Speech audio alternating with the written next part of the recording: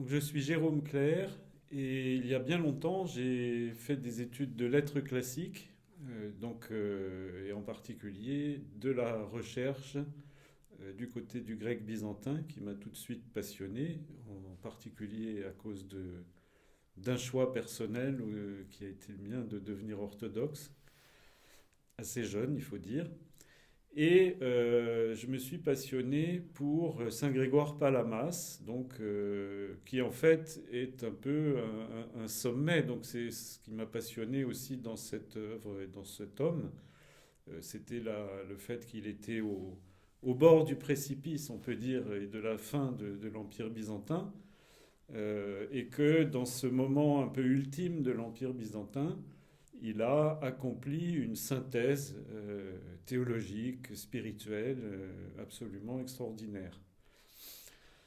Donc, généralement, bon, il y a eu des chercheurs remarquables qui ont travaillé sur Saint Grégoire Palamas. En fait, en français en particulier, on avait l'œuvre de Jean Meyendorff, qui a été le grand savant qui a présenté la vie et l'œuvre de Saint Grégoire Palamas dans un magnifique livre qui est d'ailleurs devenu introuvable malheureusement.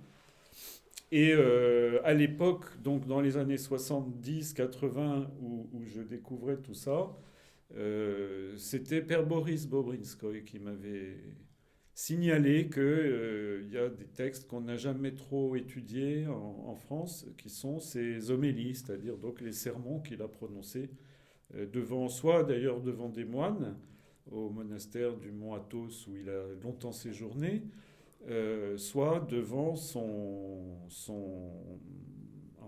sa communauté à Thessalonique, dans la cathédrale de Sainte-Sophie, où il a été archevêque de Thessalonique dans les 10 dernières années de sa vie. Une fois effectivement, Père Boris m'avait mis sur la piste des homélies de Saint Grégoire Palamas, j'en avais fait ma maîtrise de lettres classiques à la Sorbonne, en me consacrant aux deux homélies sur la fête de la Transfiguration.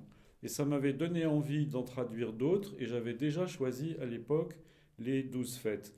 Et je peux vous dire que je suis assez content que ce livre soit épuisé maintenant et introuvable, parce que quand j'en revois la traduction, je me dis, oui, aïe, aïe, j'étais quand même bien jeune, et ça méritait vraiment d'être repris et amélioré. Mais alors, dans le même mouvement, on a ajouté donc 12 autres, puisque au final, on a 24 sermons, 24 homélies, sur les 12 fêtes majeures de l'année. Donc pour le lecteur d'aujourd'hui, il se peut que, à la première lecture, les textes semblent un peu âpres, un peu difficiles, parce qu'on est face à un style, une langue qui est malgré tout celle d'un très grand savant et spirituel du XIVe siècle. Mais je pense que si on s'accroche, si on veut approfondir un peu, on va y trouver une mine de choses. Donc, par exemple, je pense en fait, l'idée toute simple d'une sorte de catéchèse complète. En fait, ces 24 homélies nous donnent, pour le lecteur d'aujourd'hui, une parfaite catéchèse de la foi orthodoxe. Donc ça, c'est déjà absolument extraordinaire. Alors évidemment, ce n'est pas une catéchèse pour les enfants, parce que ce n'est pas très facile, mais c'est une catéchèse tout à fait profitable. Donc Saint Grégoire Palamas, il est né en 1296 à Constantinople, où il a grandi, visiblement dans une famille très pieuse, une famille originaire d'Asie mineure. Ses parents avaient fui la progression des Turcs et donc s'était installé à Constantinople. Et lui-même, très jeune, est parti pour le monastère, donc vers l'âge de 18 ans. Et en fait, sa vie, elle est un peu en trois parties. Il y a une première vie longue, d'ailleurs, jusqu'à l'âge de 40 ans à peu près, purement contemplative, où il pratique donc ce qu'on appelle isikia, donc les ikiyas, ce qui peut-être pour des auditeurs français qui ne connaissent pas désigne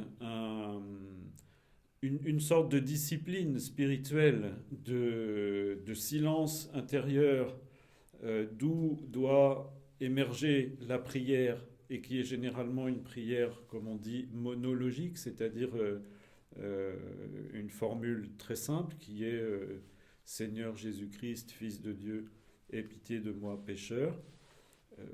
Et bien sûr, toute cette prière, enfin cette méthode, on peut dire, de prière, est une sorte de fil directeur dans toute la vie ascétique, finalement, du moine. Donc ça a été toute la première partie de la vie de Saint Grégoire Palamas. Alors il faut dire aussi que c'était une période très troublée, pas seulement d'un point de vue politique ou géopolitique avec des guerres un peu dans tous les sens, etc., mais aussi d'un point de vue théologique. Il y avait des tentatives un peu difficiles, disons, d'union avec Rome.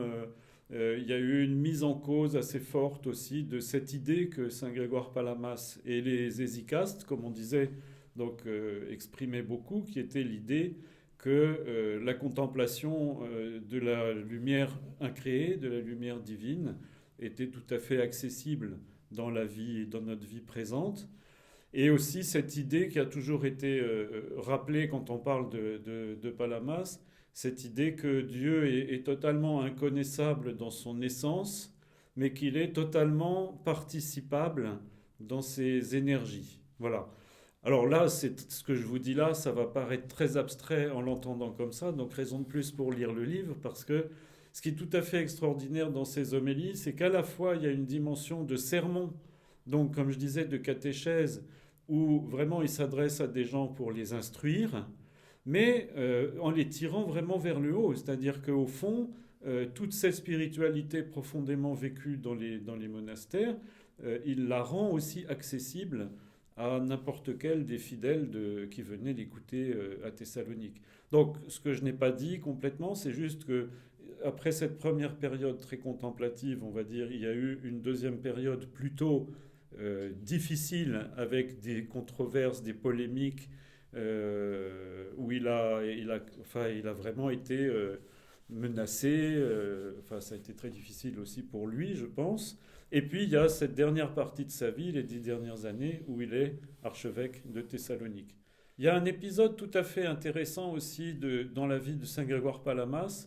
Bon, ça n'est pas vraiment présent dans les homélies, mais je trouvais que c'était intéressant de le rappeler, c'est qu'il a eu aussi une sorte de possibilité dans sa vie même d'avoir une vision prophétique du futur de l'Empire byzantin, puisqu'il avait été capturé par les Turcs, euh, par hasard, enfin, si on peut dire, ou par la Providence, bon, je ne sais pas, mais il avait été capturé par les Turcs qui l'ont emmené, en fait, au centre de ce qu'était le tout premier Empire ottoman, en fait, vers Bursa, donc Brousse, hein.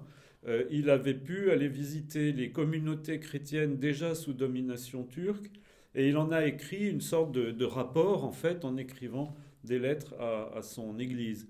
Et ça, c'est absolument extraordinaire parce que donc il a vraiment eu dans sa vie, à la fois, il a récapitulé, on pourrait dire 14 siècles de spiritualité et de foi chrétienne, et en même temps, il a eu cette vision finalement de ce qu'allait devenir Byzance. Et moi, j'ai toujours été très frappé aussi par le fait que dans toute son œuvre, et on sent qu'il a on sent un homme qui est du droit comme un nid, c'est-à-dire que on le sent pas spécialement ni se lamenter sur la fin de l'Empire byzantin, par exemple, ou je sais pas, maudire les Turcs, par exemple. En fait, non, hein, il y a vraiment ce sentiment que l'histoire avance sous la volonté de Dieu, enfin, etc. Et ça, je trouve ça vraiment impressionnant. Bon, j'ajouterais que nous publions cette fois 24 homélies de Saint Grégoire Palamas, qui en a rédigé 63. Donc il y a du travail en fait, c'est-à-dire que j'ai vraiment très envie de continuer ce travail et de pouvoir présenter en fait la première édition complète des homélies de Saint Grégoire Palamas.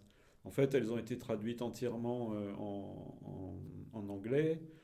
Elles ont été traduites en italien aussi, entièrement. Mais en français, personne ne peut avoir accès à ces textes. Donc, ça fait déjà du travail avant de penser à éventuellement aborder d'autres auteurs.